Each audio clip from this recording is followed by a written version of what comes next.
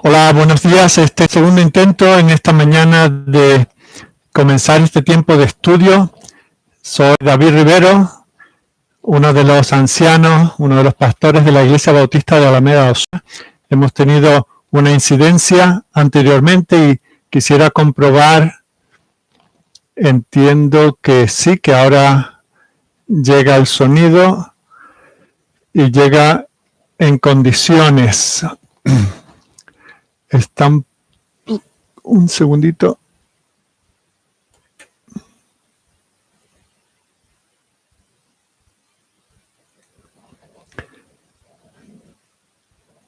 Perdón.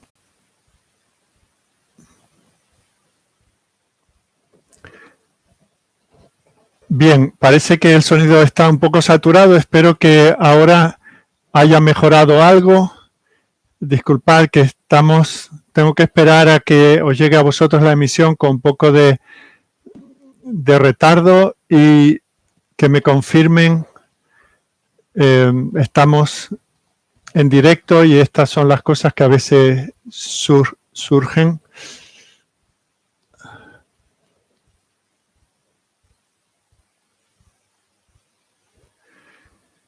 Bien, vuelvo a intentar hacer una prueba de sonido.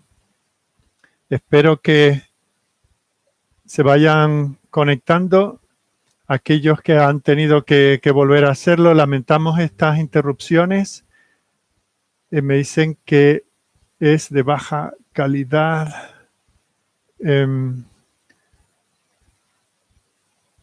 Parece que ahora está un poco mejor. Suficiente, bien. Bueno, os agradezco vuestra paciencia. Si me dicen que ahí está bien, bueno, así todos entendemos que esto es un poco de sufrir.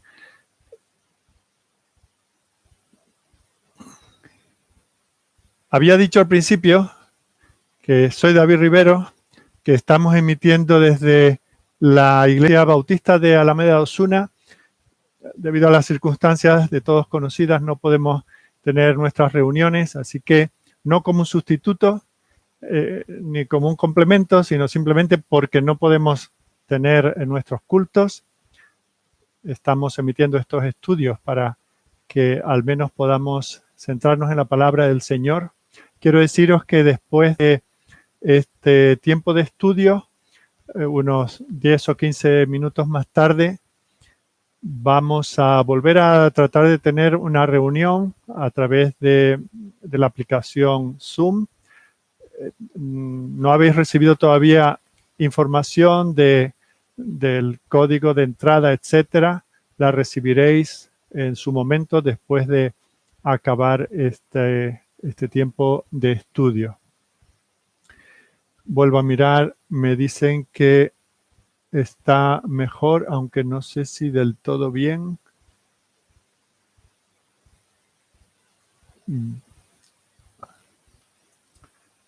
Y uno a veces pierde el hilo de lo que estaba diciendo. Me dicen que adelante, perfecto. Bueno, gracias a todos por la paciencia. Así que seguimos con la emisión. Os recuerdo también no solamente ese encuentro virtual que tendremos ahora en torno a las 12:30, un poco más porque ya hemos dedicado a esto unos 20 minutos, sino que el martes también a las 19:30 tendremos un tiempo en el cual también por Zoom y según la convocatoria que recibiréis en su momento, vamos a tener un encuentro virtual como hicimos la semana anterior, en el cual vamos a compartir un sencillo pensamiento de la palabra y luego peticiones de oración. Tenemos que dar gracias al Señor. Algunos de aquellos que estaban enfermos están mejorando, algunos han sido dados de alta médica, otros del hospital y se encuentran en una reclusión preventiva, pero en general la salud de la mayoría está mejorando. El jueves, Dios mediante, tendremos a las 19 un estudio de la palabra. Volveremos al libro de los Hechos de los Apóstoles, al capítulo 20, y continuaremos viendo las enseñanzas del Señor allí. Ahora vamos a tratar de concentrarnos en este pasaje que comenzamos a ver hace ya 3 o 4 semanas, de Efesios capítulo 6, en los versículos 10 al 20. Así que, dicho todo esto como preámbulo, permitiendo no solamente asegurarnos de que el sonido llega razonablemente bien, sino que todos los que lo han querido hacer se han podido conectar. Así que sin más, vamos a pedir al Señor que bendiga este tiempo de estudio. Dios y Padre nuestro, te damos gracias porque nuestras vidas están en tus manos, porque tú gobiernas sobre todas las cosas, tú gobiernas sobre lo que estamos viviendo en este día, nos has permitido amanecer con salud la mayor parte de nosotros, teniendo un techo que nos cubre, teniendo comodidades que disfrutamos sin merecer, teniendo aún estos medios que a veces pueden resultar complicados, pero qué gran bendición poder disponer de ellos. Gracias, Señor, por haber dado a tantas personas sabiduría, ciencia para poder desarrollar estos medios. Te damos gracias, Señor, porque tú sigues gobernando el universo entero. No hay nada que suceda sin que tú lo ordenes, sin que tú lo dirijas para tu gloria y para el bien de tu iglesia. Te damos gracias, Señor, por esta semana que ha pasado. Gracias, Señor, porque en todo este tiempo en que hemos visto nuestras actividades habituales interrumpidas o cambiadas, en algunos casos de una manera muy notable. No obstante, tú has seguido siendo el mismo. Tú no has cambiado tu fidelidad, la hemos podido comprobar de una y mil maneras. Te damos gracias, Señor, porque ha sido un tiempo en que muchos han podido dedicar más a su familia, también más al cuidado de los hermanos, siquiera en la distancia, a la oración, también a la lectura y meditación en tu palabra. Por eso, Señor, no consideramos que este haya sido un tiempo desperdiciado, sino que cada uno lo ha aprovechado según la sabiduría que tú nos das por medio de tu Espíritu.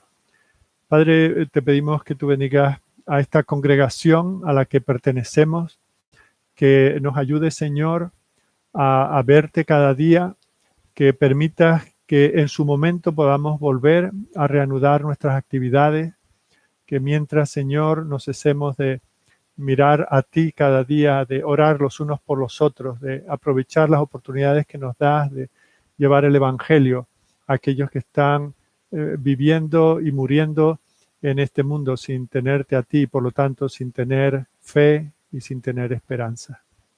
Señor, queremos que toda la creación te adore y queremos ser nosotros los primeros en hacerlo. Y ahora queremos hacerlo inclinándonos delante de tu palabra y pidiendo tu ayuda para poder entenderla y aplicarla en nuestras vidas. Guíanos, Señor, y bendice a tus siervos que en otros lugares están teniendo transmisiones semejantes a estas. Bendice a tu pueblo, Señor, que sigue a sus maestros, a sus pastores. Llénalos de ti, Señor, y que hoy tu palabra siga corriendo y siendo glorificada. Bendice a la iglesia perseguida. Hay tantos hermanos, Señor, que además de estas circunstancias que estamos viviendo, tienen vecinos, tienen incluso autoridades que les persiguen con gran dolor. Ellos soportan esas pruebas y queremos ser solidarios con ellos, presentándolos delante de ti. Bendice a aquellos, Señor, que están en sus lechos de muerte. Bendice a aquellos, Señor, que están viviendo el luto en la pérdida de sus seres queridos. Consuela, Señor, aviva nuestros corazones, nuestras mentes. Llévanos a ti, Señor, por medio de este ejercicio de estudio de tu palabra. Te lo pedimos todo a través de Jesucristo. Amén.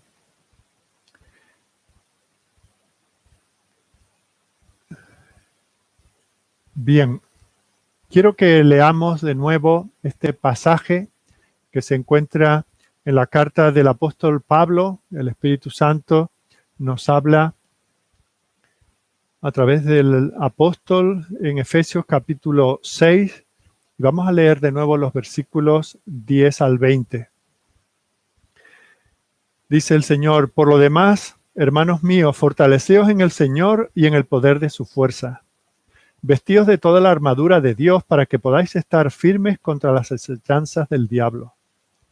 Porque no tenemos lucha contra sangre y carne, sino contra principados, contra potestades, contra los gobernadores de las tinieblas de este siglo, contra huestes espirituales de maldad en las regiones celestes. Por tanto, tomad toda la armadura de Dios para que podáis resistir en el día malo, y habiendo acabado todo, estar firmes. Estad pues firmes, ceñidos vuestros lomos con la verdad, y vestidos con la coraza de justicia, y calzados los pies con el apresto del evangelio de la paz. Sobre todo, tomad el escudo de la fe con que podáis apagar todos los dardos de fuego del maligno. Y tomad el yelmo de la salvación y la espada del Espíritu, que es la palabra de Dios. Orando en todo tiempo con toda oración y súplica en el Espíritu, y velando en ello con toda perseverancia y súplica por todos los santos, y por mí, a fin de que, al abrir mi boca, me sea dada palabra para dar a conocer con denuedo el misterio del Evangelio, por el cual soy embajador en cadenas, que con denuedo hable de él como debo hablar. Bien, los versículos que tenemos ante nosotros en esta mañana nos hablan de la guerra espiritual. Nos recuerda que estamos en la lucha de nuestras vidas. No estamos en una pequeña batalla, es una lucha vital. Hemos visto en semanas anteriores cómo nuestro enemigo es poderoso y es implacable, no cesa. Y nosotros estamos comprometidos en esta batalla contra alguien que no solamente es un poco molesto, sino que está empeñado, pone todo su esfuerzo en nuestra destrucción. Estamos luchando con un enemigo que antes de ser nuestro enemigo es enemigo de Dios. Odia a Dios y por lo tanto nos odia también a nosotros. Y en ese odio quiere destruir, quiere devorar a nuestra familia, quiere devorar nuestro testimonio cristiano, quiere arruinar y aniquilar nuestra iglesia, cada iglesia y todas las iglesias del mundo. Quiere desacreditar a Dios. Ahora, con todo eso, hemos visto también que este enemigo no es todopoderoso. Dios es todopoderoso. El Dios al que servimos, ese sí que es todopoderoso. Recordemos lo que nos dice el Señor a través del apóstol Juan en la primera carta, capítulo 4, versículo 14. Dice, hijitos, vosotros sois de Dios y los habéis vencido, porque mayor es el que está en vosotros que el que está en el mundo. Así que si tú eres un cristiano, si tú eres mi hermano en la fe, estás inmerso en una batalla espiritual. Y esto no es una batalla de esas de los juegos de la Xbox o no sé qué otro sistema de juego. Esto no es una batalla virtual. Esto no es un cuento de hadas, no estamos hablando de castillos en el aire, es una guerra real, es una guerra de verdad. Es el pan nuestro de cada día, o al menos debería de serlo. Y tenemos que pensar si una de las cosas que hemos visto de Satanás es que él es un mentiroso. Él es mentiroso desde el principio. Él es el mentiroso del jardín que engañó a la primera pareja. Y es el mismo mentiroso que está tratando de hacernos caer en el engaño de sus mentiras en nuestra vida cristiana. Por lo tanto, si nuestra lucha es contra el gran mentiroso, pues razón tiene el apóstol inspirado por el Espíritu en decirnos que lo primero que tenemos que hacer en esta lucha es utilizar el cinturón de la verdad. La única manera como nosotros podemos vencer al diablo es con la verdad. A ese padre de mentiras nosotros le respondemos con la verdad. Eso es lo que hizo el Señor, por ejemplo, en el desierto. ¿Cómo le venció? ¿Con argumentos humanos? No, con la verdad. Y eso es lo que nos trata de decir aquí el apóstol Pablo. Tenemos que prepararnos para afrontar al enemigo ciñéndonos con la verdad. Él está centrado en nuestra derrota, pero el Señor está centrado, tiene el interés, el propósito de darnos la victoria. La Biblia nos dice de manera muy clara que al final quien tendrá la última palabra, la palabra de verdad será el Señor.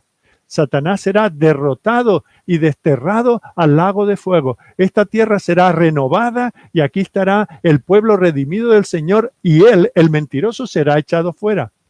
Eso lo podemos leer, por ejemplo, en Apocalipsis capítulo 20, versículos 10 en adelante. Dice que el diablo que los engañaba, dice que fue lanzado en el lago de fuego y azufre. Así que ahora tenemos que convivir aquí con este extraño, pero eso no será para siempre. Tenemos asegurada la victoria. Ahora, no queremos engañar a nadie. Esto no es el paraíso. Un día el Señor volverá a traer el paraíso a esta tierra, traerá el cielo a la tierra, pero de momento, donde vivimos, nuestro entorno, es un campo de batalla. No obstante, el Señor dice que nos ha provisto todo cuanto necesitamos para pelear esta batalla, para, como hemos visto en semanas anteriores, para poder estar firmes contra todo lo que el enemigo pueda arrojarnos, contra todos sus ataques. Después de varias semanas de introducción a este pasaje, hoy vamos a comenzar a ver cuáles son los recursos que el Señor nos ha dado para que podamos estar firmes en Él, por Él, y disfrutar la victoria en cada batalla espiritual que nos plantee el enemigo.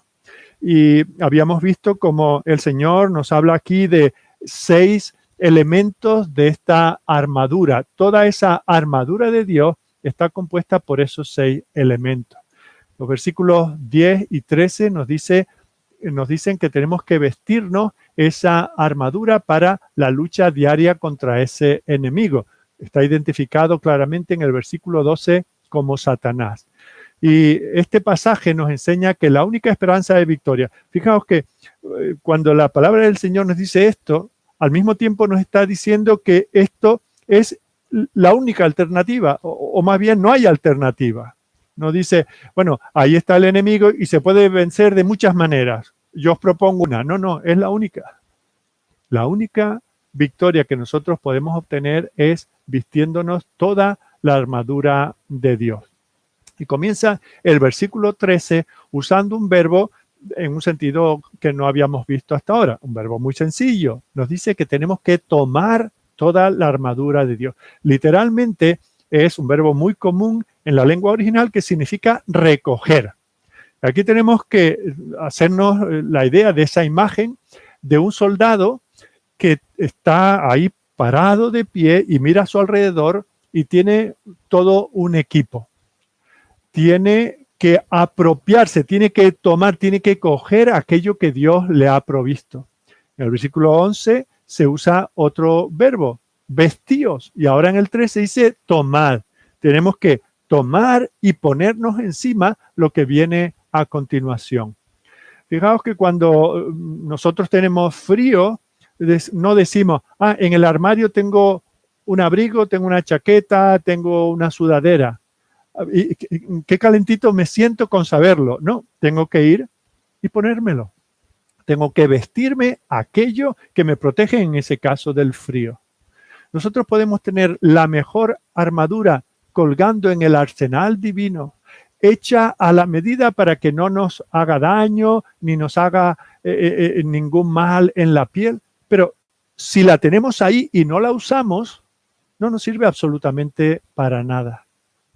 Así que tenemos que tomarla y vestirnos adecuadamente, vestirnos para poder estar firmes. Tenemos que tener esta práctica previa, tomar la armadura. Y es con ella, bien ceñida, bien utilizada, bien puesta, es como podemos nosotros resistir y estar firmes contra el enemigo. Así que hoy vamos a comenzar a ver, y Dios mediante iremos viendo una a una cada una de estas partes de toda la armadura de Dios. Y hoy comenzamos con algo realmente poco vistoso, podríamos decir. No es tal vez lo primero, pensando en las personas que les gusta ir bien vestidos. Pensamos que hay vestiduras principales. Está la camisa o una blusa, está el vestido, está un traje, una chaqueta, está un pantalón. Eso es lo que llamamos vestido. Y luego están lo que se llama complementos. y nosotros pondríamos el cinturón en el conjunto de los complementos. Pero fijaos que para el Señor esto es tan importante que lo pone al principio. Tenemos que imaginar, decíamos el domingo pasado, como Pablo posiblemente está escribiendo esta carta, está en el entorno de escuadrones de soldados que van y que vienen, entre otras cosas, para custodiarlo a él, y él es observador. Y él ve cuál es la vestidura. Y la vestidura básica de un soldado romano era una túnica muy, muy holgada. Y no era la moda de hoy en día, no era más que como una gran sábana, una tela con un agujero para la cabeza y con aberturas para sacar los brazos. Y era muy, muy fresquito, era muy holgado, muy ligero, eso no molesta a nadie. Pero claro, cuando llegaba el momento de la batalla, eso que te cubría podría convertirse en tu propio enemigo. Primero porque tú mismo en una lucha podrías pisártela y podías caer.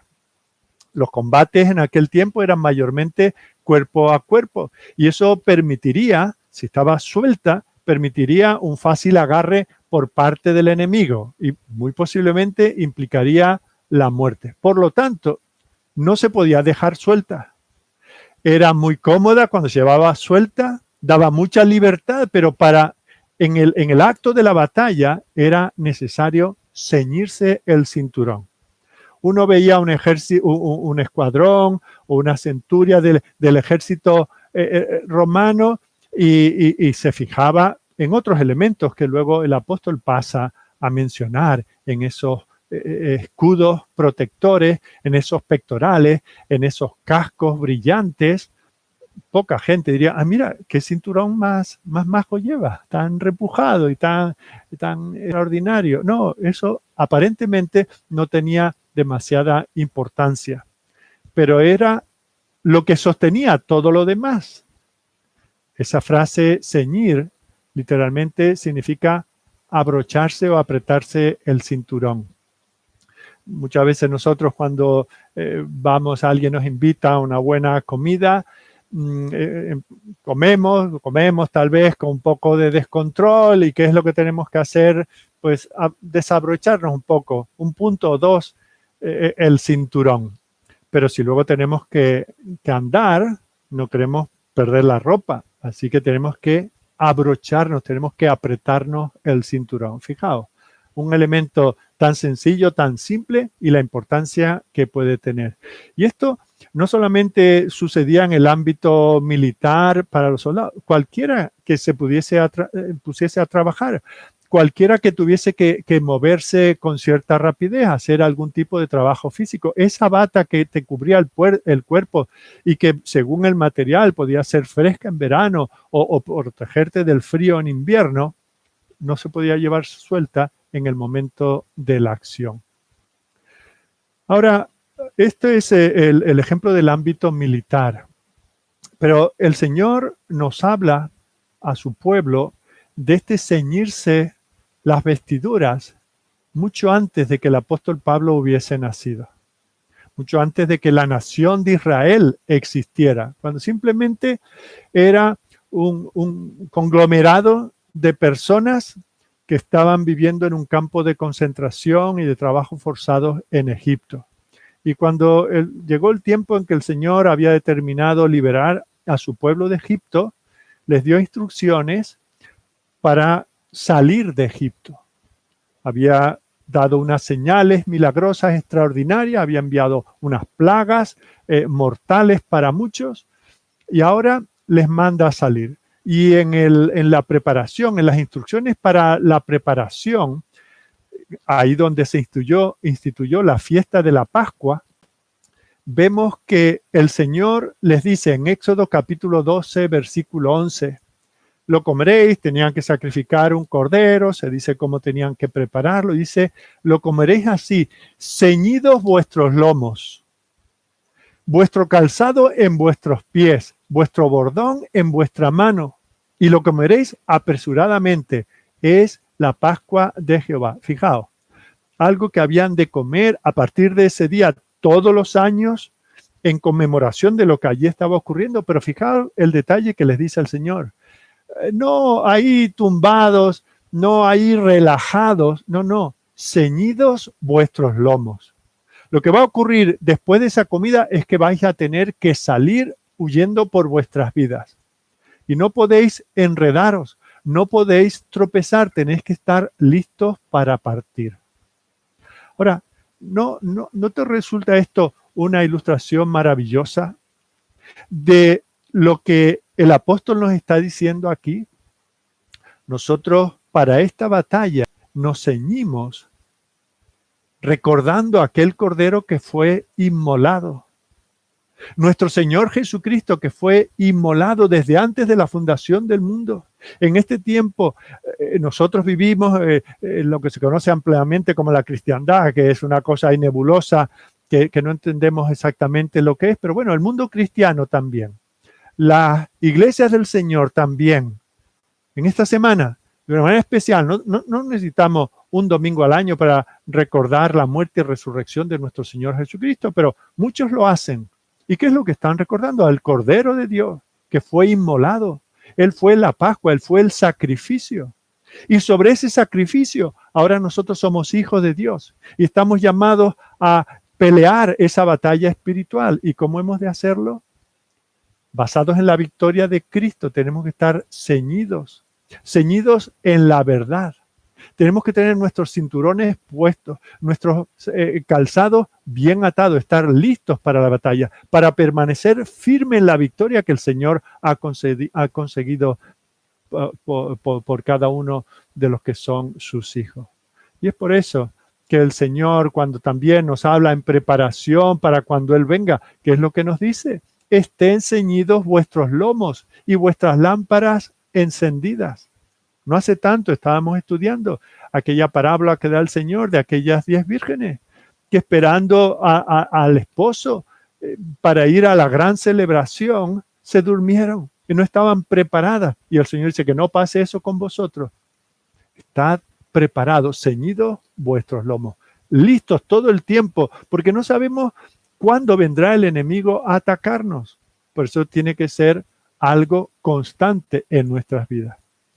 Y yo no sé que la mayor parte me estará escuchando desde su casa, relajado, en ropa de estar en casa, algunos en pijama, en bata. Bien, solo me estáis viendo a mí, yo no os veo a vosotros, lo imagino.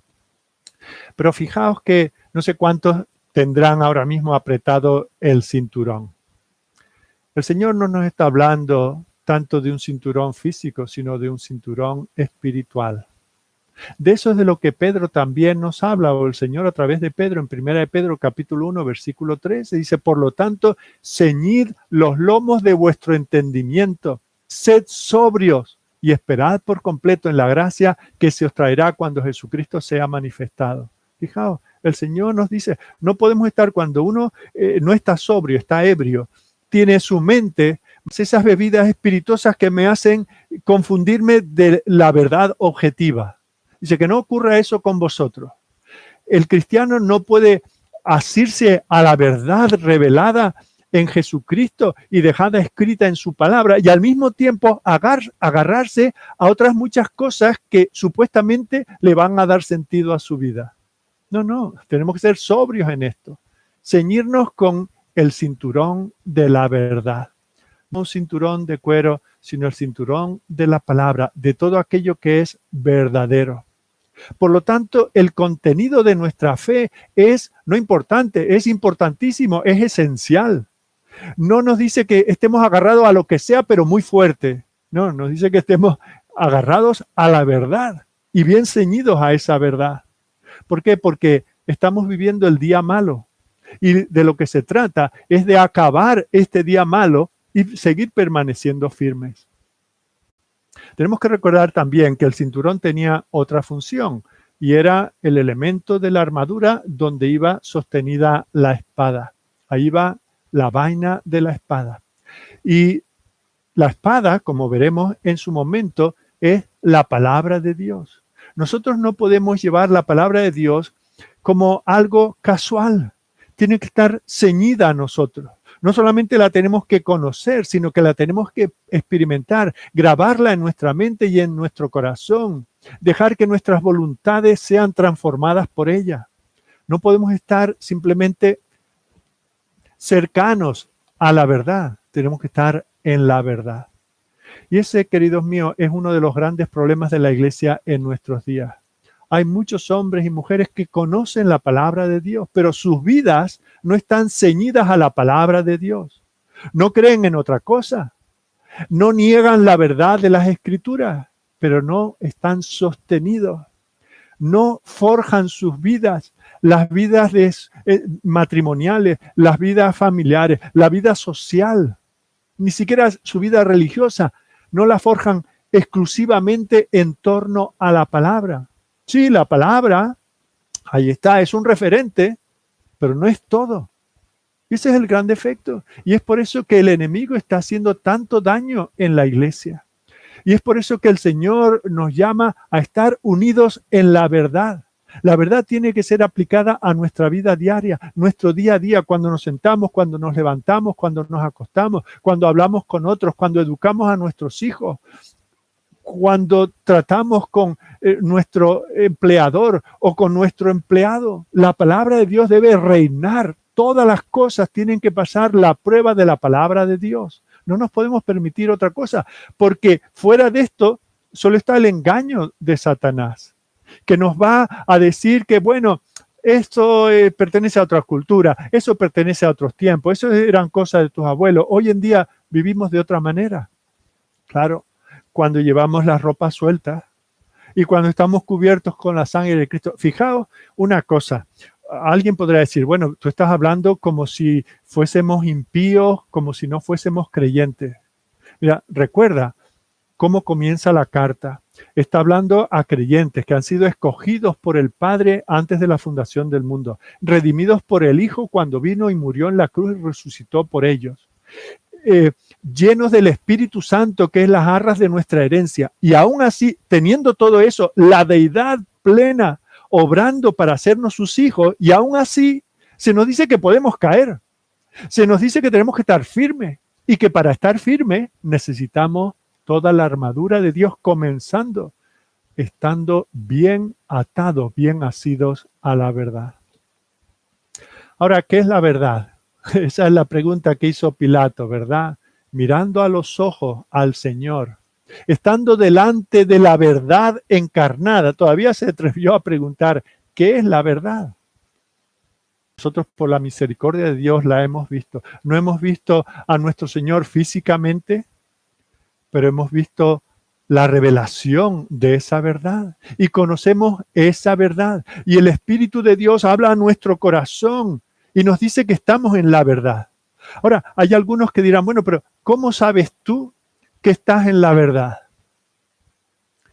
Bueno, todo lo que podamos entender por las Escrituras y todo lo que los teólogos nos puedan ayudar a entender la teoría de esto, quiero decirte que imagínate que tú estás en la habitación donde estás ahora, o sea, el salón, tu habitación privada, donde estés.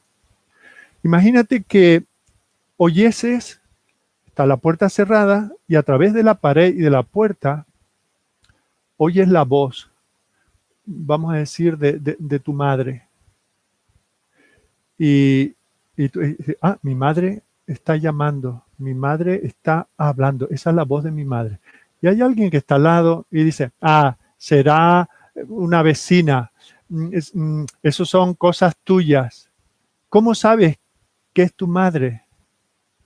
Y ahí no hay pruebas empíricas, no hay ciencia, no hay nada más que el que tú conoces la voz de tu madre.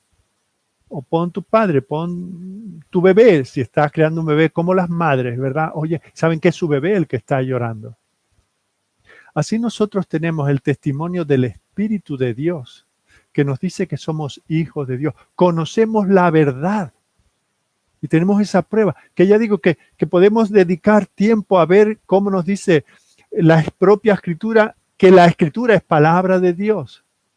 Pero con todo eso, con lo hermoso de su composición, con lo amplio de su mensaje, con lo glorioso del Dios que presenta, con la cruda realidad del pecador que describe, con todo eso, si el Espíritu de Dios no habla a nuestro corazón y nos dice que esa es la verdad, nosotros estamos ajenos a ella. Por eso el Señor le dice a sus discípulos en Juan 8:32, conoceréis la verdad. Estaréis seguros. Posiblemente algunos de los que me están escuchando están en la duda, oyen, quisieran creer, quisieran tener la certidumbre. Si estás todavía en esa condición, es que no estás en la verdad. Porque el Señor trae convencimiento, trae la certidumbre de que somos hijos de Dios por esa voz interna del Espíritu. Eso es lo que tú tienes que reflexionar. Y cuando tienes esa experiencia, entonces no quieres oír otra voz que la del Señor. No quieres oír más lo que el mundo te ofrece. Ni siquiera lo que la religión te ofrece, ni lo que tu propia mente te ofrece, sino tienes que estar apegado a la verdad. En aquella oración de Jesucristo al Padre como nuestro sumo sacerdote en Juan 17, ¿qué es lo que pide el Hijo al Padre? Padre, santifícalos en tu verdad. Apártalos, manténlos puros, limpios, que no se contaminen, que no caigan, que no pierdan el terreno. Tu palabra es verdad. Y en Efesios, en esta misma carta, 2 capítulos antes, leemos lo que nos dice el versículo 21. Dice, si en verdad, versículo 20, más vosotros no habéis aprendido así a Cristo, si en verdad le habéis oído y habéis sido por él enseñados conforme a la verdad que está en Jesús. Nosotros no amamos, no nos ceñimos a cualquier verdad, sino a la verdad que está en Jesús, porque fuera de Jesús, Él es el camino, la verdad, la única verdad, Él es la verdad y la vida. Tenemos que estar ceñidos a Él. Y allí estaba Pilato. Fijaos, estaba físicamente delante del Verbo encarnado, de la verdad hecha carne. Y todavía pregunta, ¿qué es la verdad? ¿Y cuántos no habrán así en las iglesias? Que están en torno a la verdad y la llevan bajo el brazo y se exponen a oírla predicar una y otra vez. Y se jactan de que tienen tal versión, en tal encuadernación y que tienen estas herramientas de la verdad, pero no la tienen ceñida en sus corazones. No escuchan la voz del Padre en esa verdad. Tú te tienes que preguntar, si estás así, si esa es tu condición, ¿crees que así podrás vencer a ese enemigo tan poderoso que hemos considerado en ocasiones anteriores? El resto de la armadura no valdrá para nada, por muy bueno que sea, si no estamos ceñidos en la verdad de Cristo. Si no estamos ceñidos a la verdad de Cristo, ya le hemos cedido nuestro terreno al diablo. Ese terreno que el Señor conquistó en la cruz y en esa tumba vacía. Todo lo demás es inútil. Todos los medios de gracia no sirven para nada. Satanás se adueñará de tu vida en cualquier ámbito si tú no estás ceñido a la verdad. Mira la historia. Nosotros tenemos el privilegio en la iglesia que tenemos un profesor de historia de la iglesia, uno de nuestros ancianos. Qué hermoso estudiar la historia de la iglesia, cómo la iglesia en momentos de crisis se sostuvo por volver a la verdad. Hace solo unos años estábamos celebrando los 500 años desde que Lutero clavó esas tesis en aquellas puertas de la catedral y cómo eso trajo un volver a la palabra. ¿Sabéis algo de este hombre? Tal vez lo sabéis, tal vez no. Conocía la palabra de Dios de memoria, en latín. ¿Tú te imaginas eso? Conocer, tener memorizada la palabra de Dios. Lo de latín es lo de menos, la lengua común. Juan Wesley, aquel hombre que se paró contra la iglesia establecida, la iglesia de Inglaterra, y predicaba al aire libre, fuera de las catedrales, fuera de los lugares con licencia para predicar. Y este hombre tan sencillo conocía de memoria todo el Nuevo Testamento en griego, Y luego nos preguntamos, ¿cómo es que fueron agentes de cambio, agentes de reforma? Oh, porque no decía, es que yo voy a una iglesia que se llama iglesia bíblica y con eso ya estoy cubierto. No, eran hombres de la palabra. Así podíamos seguir mirando en la historia de la iglesia. Los grandes hombres de Dios eran hombres de la palabra. Los grandes vencedores vencieron por la palabra. Tenían la verdad en sus corazones y la tenían en sus vidas. Eran sostenidos por la verdad. Su estilo de vida era derivado de la verdad. Y eso es lo que Pablo nos está enseñando aquí. Y esto es una cosa que no solamente tenemos que vivir en lo teórico. Eso tiene que cambiar, tiene que transformar nuestra manera de ser. Recuerda, el Dios de este mundo es el mentiroso de nuestros tiempos y está sembrando alrededor de nosotros tantas mentiras. Y por eso vivimos en este mundo donde tenemos tantos avances tecnológicos. Vivimos el más pobre de todos nosotros, el que necesita ir a que le den ropa en Cáritas, en cualquier otra de estas entidades, el que tiene que ir a buscar comida a un comedor en común, ese vive mejor que los reyes de los tiempos de la Biblia. Pero moralmente, ¿dónde estamos? Vivimos en una cultura decadente, moralmente exhausta. Las palabras han perdido su significado. Hablando de la verdad, la gente dice, es que esta es mi verdad, y el otro dice todo lo contrario, dice, es que esa es mi verdad. Las palabras han perdido su sentido, se manipulan. Para el político, cuando sube los impuestos, no dice, os voy a crujir. No, dice, vamos a hacer un incremento en la evaluación de los ingresos del trabajador. Y te cuelan un porcentaje más de lo que te quitan. Para el homosexual que vive en esa aberración, en ese pecado, dice, no, es que soy gay. Y el origen de la palabra es simpático, alegre, gracioso. Para el abortista que está asesinando a seres humanos, no habla de eso, habla de libertad de elección. Fijaos, libertad, elección. Y cuando une esas dos palabras, hay un muerto. Así usamos nosotros el lenguaje. Y entre los teólogos, ¿verdad? El marxismo ya no se presenta así. Ese marxismo que ha matado a millones, como nada ha matado más gente que esa idea política, esa filosofía de vida. Pero eso se cuela en la iglesia como una mentira de Satanás. Oh, teología de la liberación, evangelio de la prosperidad. ¿Cómo puede llamarse evangelio y prosperidad y ser malo y llevar a los hombres al infierno? Porque anula conceptos como pecado, como arrepentimiento, como justificación, como expiación, como reconciliación. No se oye en muchos púlpitos hablar de la necesidad de la regeneración, de que hay que huir del castigo y del infierno. Eso no significa absolutamente nada. De tal manera que cuando hablamos de la gracia, esa palabra sí suena a veces, ¿verdad? Pero es irrelevante. Si no hay todo lo demás, esa palabra no significa nada. Y claro, la predicación nos cae como un sopor, como a veces nos puede entusiasmar, nos puede entretener. Pero estamos viviendo un gran holocausto espiritual. Ahora hay tantas personas alarmadas por la situación que estamos viendo. ¿Cuántos cristianos que están contando cada día esperando que salga la nueva cifra de muertos a causa de esto, se han parado a pensar que son cientos de miles los que mueren a diario y van a la condenación sin Dios y sin esperanza ni para esta vida ni para la vida venidera? Por eso no hacemos ayunos, por eso no oramos, por eso no lloramos, por eso no nos esforzamos, por eso no salimos a aplaudir a los balcones. ¿Os dais cuenta del engaño de Satanás? Porque que el mundo que no tiene esperanza haga este tipo de actos, pues, bueno, pues tiene su cosa.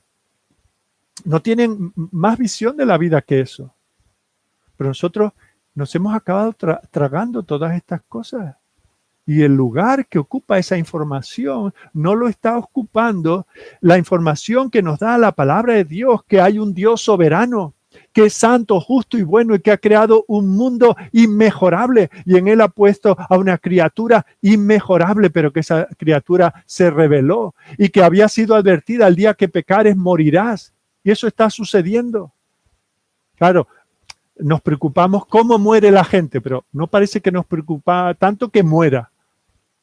Para eso no hacemos campaña, para eso no firmamos un documento y el otro que nos envían. Sin cuestionarlo, lo admitimos. Nos tragamos esas mentiras enteritas como nos las dan. Ha salido por la tele, ha salido en los medios, ha salido en el periódico. Esa es la estrategia de Satanás. Lo veíamos la semana pasada. Uno diciendo que Dios no existe, otro diciendo que Él no existe, otro diciendo que estas realidades no existen. Y con esas falsedades repetidas una y otra vez, es como anula el poder del Evangelio, el poder de la iglesia.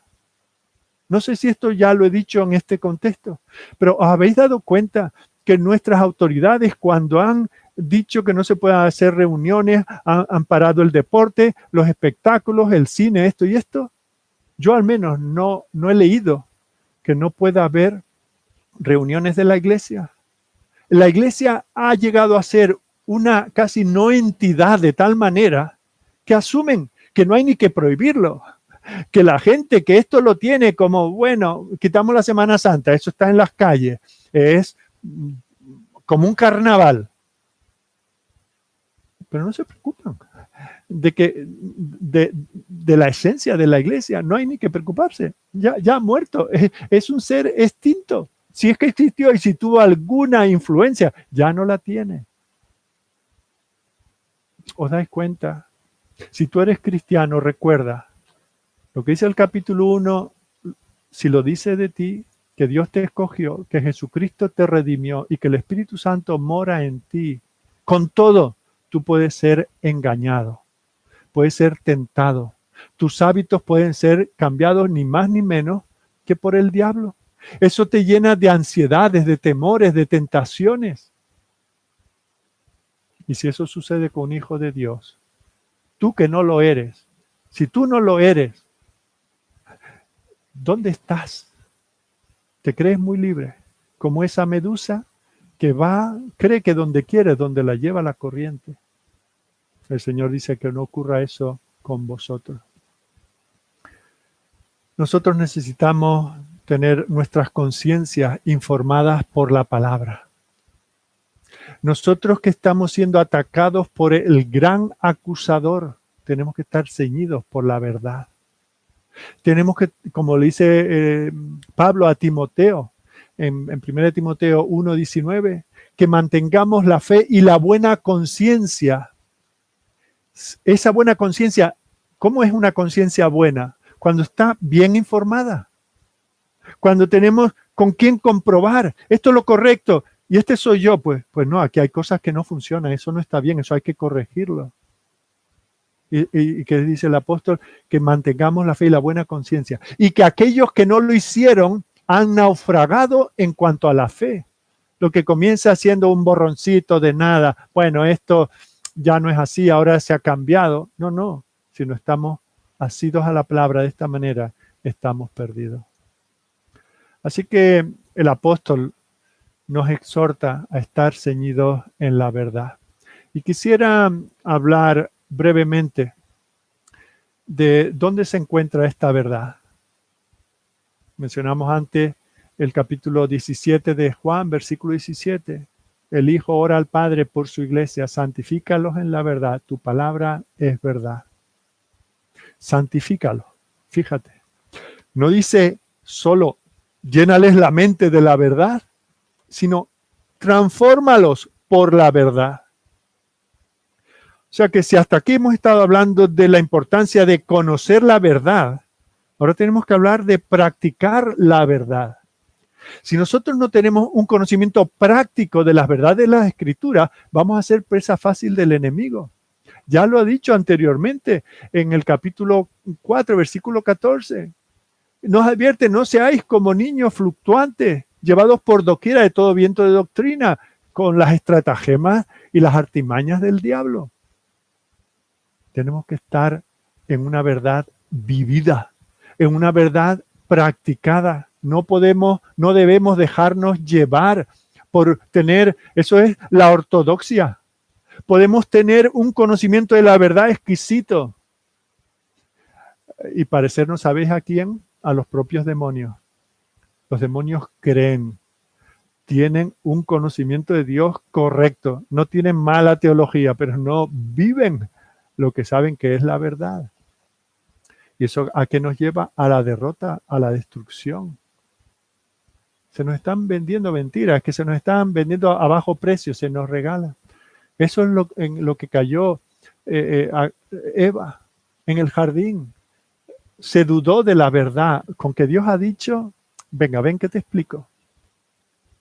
Y como a ella, también a nosotros, constantemente se nos están dando alternativas a la verdad.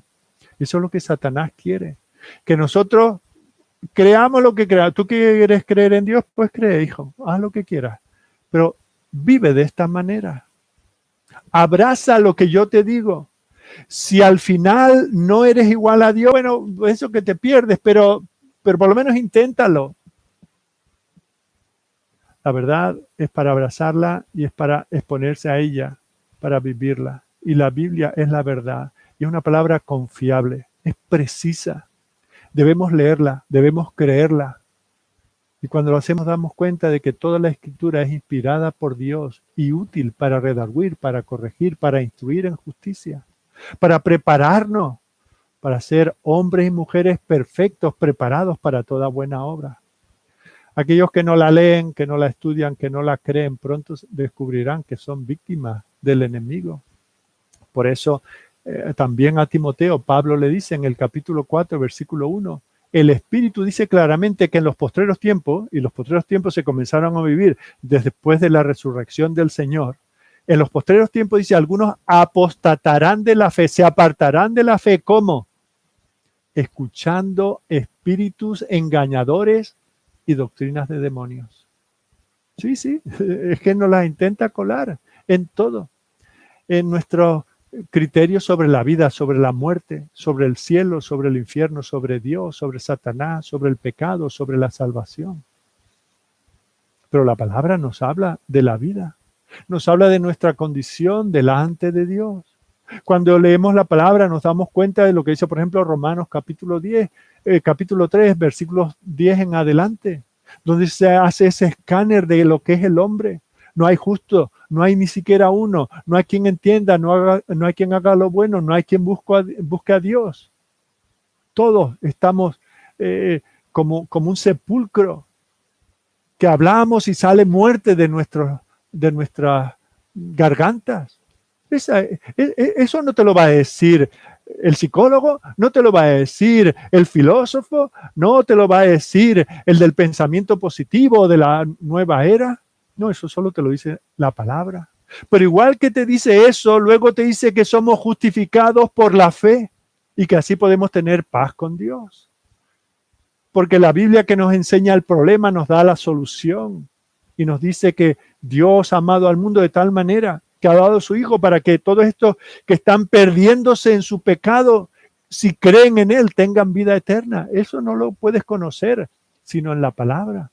Allí se nos revela el camino de salvación y se nos dice, cree en Jesucristo porque no hay otro nombre bajo el cielo dado a los hombres en que podamos ser salvos.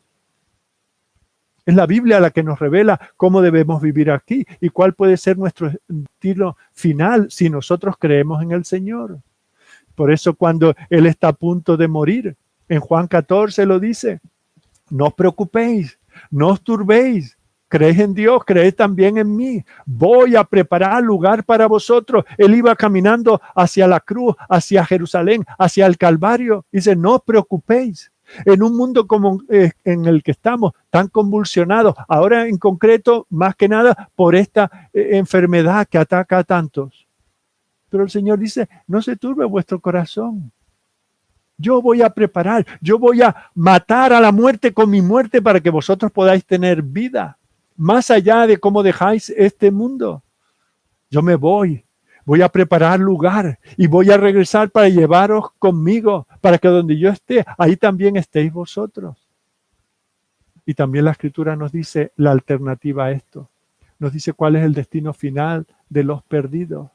Y dice el salmista en el Salmo 9, versículo 17, los malos serán trasladados al Seol. Eso necesitamos saberlo, eso necesitamos entenderlo, necesitamos creerlo y necesitamos predicarlo, necesitamos vivirlo. La Biblia no es un libro para otra cosa, solo para obedecerlo, para amarlo. Y si lo hacemos, iremos por el camino de la vida. Y si no, iremos en sentido contrario, a la destrucción y a la muerte. Por eso dice el apóstol, ceñíos de estas cosas. Estas cosas tienen que dar forma a vuestra vida. Fijaos, estéticamente, pensemos en una bata que es como una sábana, por delante y por detrás, eso nos da una estética. Ahora, aprieta, todo cambia en ti. Eso alimenta tu alma, eso guía tus pasos. La verdad cambia vidas. Y por eso nosotros tenemos que hacer de la verdad el fundamento, la base de nuestra vida. Y eso tenemos que vivirlo. Nuestra actitud tiene que cambiar. Este es el meollo de lo que el apóstol Pablo nos está enseñando aquí. Este es el contexto de toda la carta. No podemos ser cristianos sin compromiso y sin preparación para vivir ese compromiso. El verdadero creyente se caracteriza por esto. No podemos ir tan holgados por la vida, que sí tenemos algo de cobertura por la palabra y otro tanto por mi manera de pensar. No. De esa manera no podemos al final estar firmes. No podemos aguantar el primer empuje del enemigo. Tenemos que estar ceñidos a la verdad. Y como iglesia, fijaos, nosotros somos columna y baluarte de la verdad. No podemos decir, bueno, es que aquí en la IVAO son tan tiquismiquis con la doctrina que están mirando si la sana doctrina por aquí, por allá. Hay otros cristianos tan felices, están unidos en tantos proyectos, hacen tantas cosas. Aquí son tan puntillosos, tan escrupulosos con esto. Aquí se preocupan tanto por cosas menores.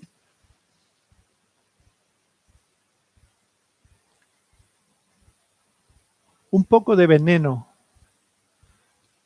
en 1 litro de agua no queda aislado y me lo bebo todo menos estas gotas de veneno. Solo un poco. Envenena todo el recipiente y trae muerte. Hay cosas que son innegociables. La palabra del Señor es innegociable. Podemos decidir si tenemos los cultos a las 11 o a las 12. Podemos decidir si nos ponemos de pie o nos quedamos sentados para cantar. Podemos decidir si cantamos al ritmo de una guitarra o de un piano. Hay muchas cosas que el Señor ha dejado a nuestro criterio santificado. Pero la esencia del Evangelio no podemos comprarla ni venderla. El enemigo quiere que lo hagamos. Y bajo ese ensueño del ecumenismo, del amor hacia los hermanos, estamos dispuestos a tolerar lo que sea. Y vienen personas, y claro, vienen de este contexto de lo que esa nebulosa que se llama la cristiandad. Y dicen, ¿quiénes somos nosotros para ponerle pegas? ¿Quiénes somos nosotros para corregir lo que ellos sostienen durante tantos años? ¿Y qué más nos da? Y no nos fijamos que en algunas ocasiones son enviados por el enemigo para poquito a poco ir socavando la verdad, para decir, sentémonos a dialogar sobre esto. No seamos una iglesia tan estricta que tengamos un conjunto de doctrinas, una confesión de fe que pueda dejar fuera a alguno. ¿Qué es lo que le dice Pablo a Timoteo? 2 Timoteo 2:14. Ninguno que milita se enreda en los negocios de la vida a fin de agradar a aquel que lo tomó por soldado. Yo no puedo encontrarme en el campo de batalla y vivir como las guerras de Gila, ¿verdad? Vamos a jugar un partido porque es domingo con el enemigo. No. Yo no me puedo enredar en eso, porque lo que parece que es algo tan neutral, tan menor. Fijaos, por ejemplo, en el ámbito de la música, la música que cantamos, ¿cuál es su origen? ¿Quién más la canta? ¿Qué representa lo que cantamos? Ah, pero bueno, no seamos tan escrupulosos en eso. Bueno, pues ahí se nos puede colar no solamente esta canción o la otra, sino las filosofías que hay detrás. Y nosotros estamos para guardar la verdad, para protegerla para nosotros, para los recién convertidos y para las generaciones que vendrán después de nosotros. Es que esto es un lujo que nosotros no nos podemos permitir. Hay tanta gente tan preocupada por el entorno, ¿verdad? ¿Qué planeta le vamos a dejar a nuestros nietos? Bueno, preocúpate por eso y preocúpate mucho. Y no uses pajita, ni tires bolsa y recicla. Pero, ¿te preocupas igual por eso en la iglesia, en el entorno de la iglesia? ¿Te preocupas por enseñar a tus niños y a todos aquellos que ahora superprotegemos, sobreprotegemos, para que no se nos pongan malitos? ¿Nos preocupamos por el cuidado de sus almas? Estos que ahora son niños y que en 6, 8, 10 años serán jovencitos y que serán atraídos por el mundo en tantas cosas, ¿estamos formándoles o dejando que se vayan acumulando montones de basura y de filosofías de este mundo? ¿Quién sino nosotros, quién sino la iglesia va a mantener pura la palabra? ¿Quién va a sostener la verdad si no somos tú y yo aquí en Madrid, en el barrio donde el Señor nos ha puesto y desde aquí hasta donde el Señor nos permita llegar? Y vamos a estar, bueno, ¿qué más da? Bueno, estos tienen otra doctrina un poco diferente aquí, pero mira qué obra social están haciendo. Mira cuántos seguidores tienen. Mira qué populares que son. Mira que los recibe el alcalde. Mira que han llegado a un acuerdo para realizar no sé qué cosa y eso da publicidad al evangelio. ¿Vale la pena vender la verdad por esa popularidad? Iba a decir yo creo que no. Absolutamente no. Creo, pero con toda fe, con todo conocimiento. No podemos ir a la batalla y decir, ataca tú, que luego atacaremos nosotros. Golpea tú, que luego yo a ver cómo me defiendo. Nosotros tenemos que estar preparados para el día de la batalla. Tenemos que ser dignos de nuestra profesión. Es que no es nuestra la batalla. Es que no es nuestro el reino. El Señor nos ha puesto aquí y no nos debemos dejar atrapar y derrotar fácilmente por el enemigo. Dios no lo quiere para nosotros. ¿Qué es lo que hacen los soldados? Practican y practican y practican. Y aquellos que han hecho el servicio militar o que han sido militares de profesión sabrán lo que eso significa. Esas repeticiones una y otra vez de cómo se arma y se desarma un fusil, de cómo se arregla el motor de un tanque o se limpia el ánima del cañón. Esas cosas repetitivas una y otra vez, ese ejercicio cansado, ese estar de pie de guardia en una noche helada. ¿Por qué se practica tanto? Porque el enemigo también está practicando y porque no podemos ceder ni un solo momento al enemigo. Porque él no se toma vacaciones y por lo tanto nosotros aún en vacaciones tenemos que estar pendientes de no ser seducidos. Tenemos que entrenar, tenemos que trabajar y tenemos que sufrir y volver a sufrir como el deportista que se hace callos por las zapatillas y que se hace esguince y se rompe músculos y que se limita en su dieta. ¿Por qué? Porque tiene una meta y la meta es luchar contra otro para obtener, en el mejor de los casos, que una gloria efímera en los tiempos del apóstol, que él usa también, por ejemplo, en Timoteo, 2 de Timoteo capítulo 2, él habla del atleta, ¿verdad? Cómo se esfuerza, cómo prescinde de ciertos placeres. ¿Para qué? Para ganar una corona. La gloria, el aplauso de los hombres que duran nada. y ni siquiera tiene asegurada la victoria porque hay otros compitiendo contra él, que se esfuerzan igual que él. Ahora el Señor a nosotros nos garantiza la corona, nos garantiza la victoria, pero dice, perseverad, manteneos firmes en el día de la batalla. ¿Para qué? Para que después de que pase todo, podamos seguir estando firmes. No es solo un revolcón. Dice, bueno, pues con eso se aprende. No, al final del camino, el Señor dice, tenéis que perseverar, porque ahí se distinguirá los verdaderos de los falsos cristianos. Y dice el apóstol escribiendo a los Corintios, todo el que lucha de todo se abstiene. Ellos a la verdad para recibir una corona corruptible, pero nosotros una incorruptible.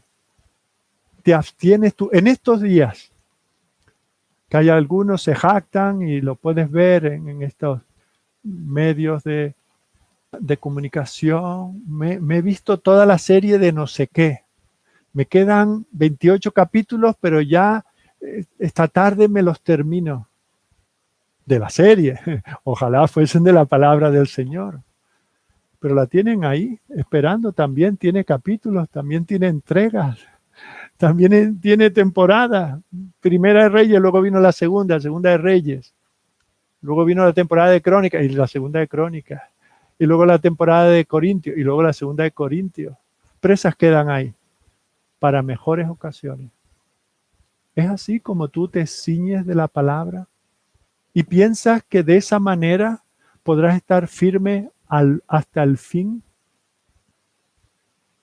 El Señor nos dice, si alguno quiere seguir en pos de mí, niéguese a sí mismo. Y este es el control que el Espíritu da de tus bajas pasiones. Te tienes que negar a ti mismo. Ese es el dominio propio. Esto es lo que me apetece, pero esto es lo que me conviene.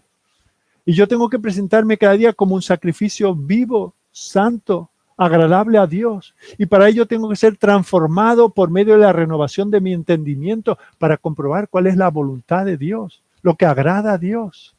De tal manera que mi vida sea pues como un escaparate, como un escenario donde otros me vean, donde mi conducta avale a lo que predico y lo que digo que creo.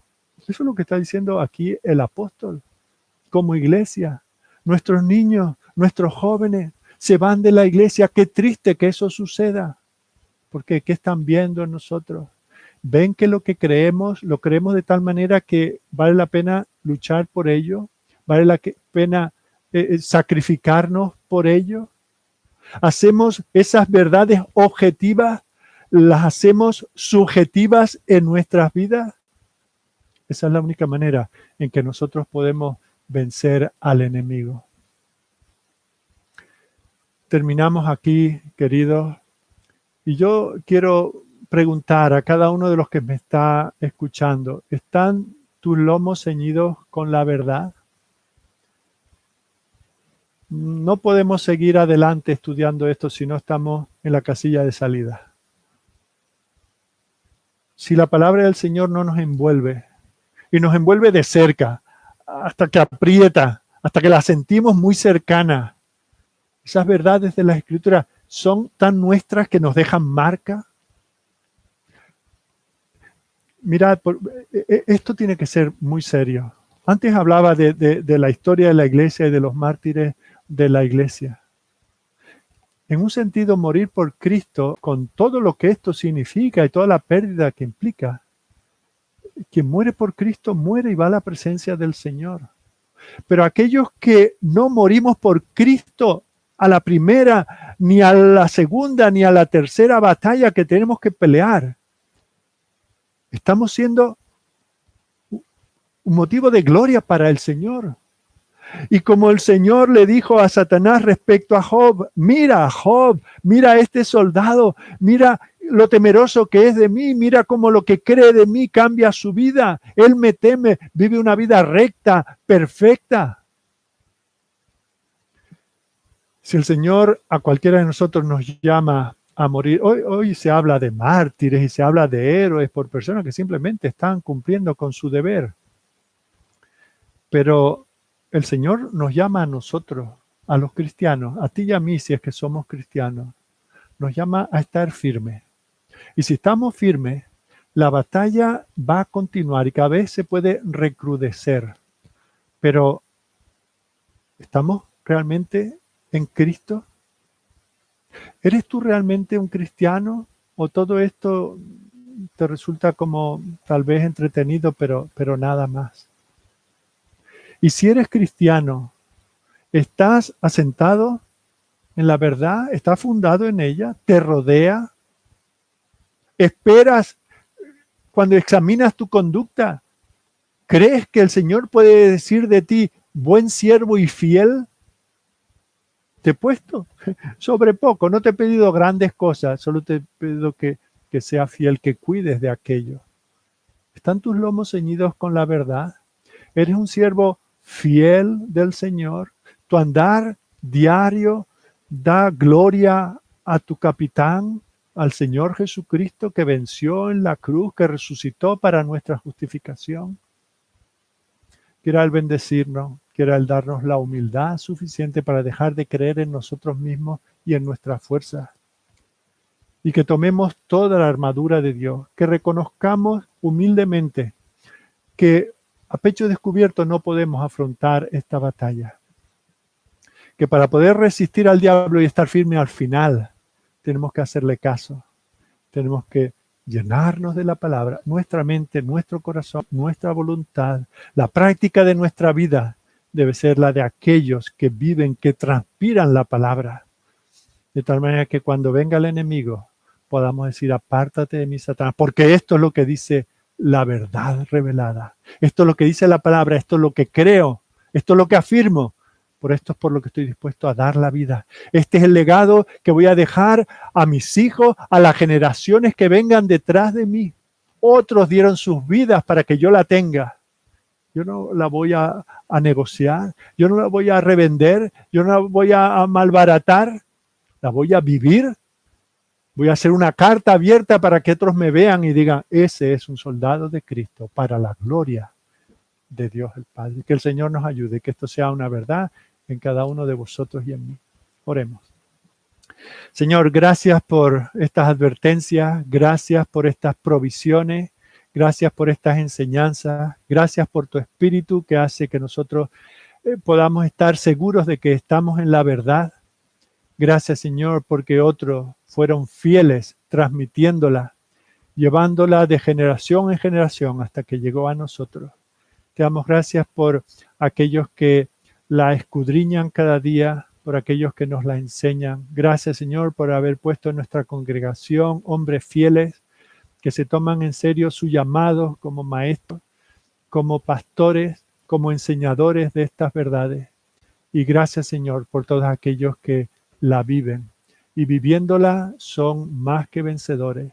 Oh Señor, ayúdanos en las batallas que tú traigas a nosotros en estos días, que sepamos que el enemigo no se anda con tonterías, que es un profesional del engaño y que va a hacer todo lo posible por hacer caer aún a tus escogidos. Señor, que eso no ocurra con nosotros y que así gocemos de tu favor, de tu sonrisa, y que así, Señor, podamos reproducirnos también en muchos hijos espirituales que abracen la verdad por el ejemplo y la enseñanza de cada uno de nosotros. Bendícenos en el resto de este día, cuida de tu iglesia, cuida, Señor, de los débiles, cuida, Señor, de aquellos que están fuera del reino, pero escuchando una y otra vez la verdad de tu palabra revelada. Señor, ten misericordia. Haz que sus vidas se alarguen lo suficiente para que un día el Espíritu llegue a sus corazones, ellos se humillen, ellos crean y ellos vean sus vidas transformadas. Todo esto, Señor, te lo pedimos para el bien de tu reino, para el consuelo de nuestras almas y para la gloria de tu nombre. Y lo hacemos a través de nuestro mediador, de nuestro capitán, de ese soldado que dio su vida y la volvió a tomar en un día como hoy, para llevarnos en ese desfile de la victoria final a servirte, a estar para siempre en tu presencia. En su nombre te lo pedimos todo. Amén. Bien, terminamos aquí. Gracias por vuestra atención.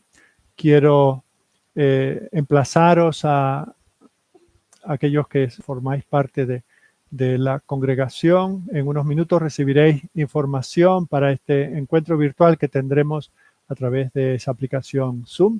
Esperad a las indicaciones. Recordad que el martes volveremos de la misma manera y el próximo jueves a las 19 estaremos estudiando el libro de los Hechos. Si no te has suscrito al canal, hazlo por favor para que toca la campana al lado para que puedas recibir la información de cualquier publicación que hagamos.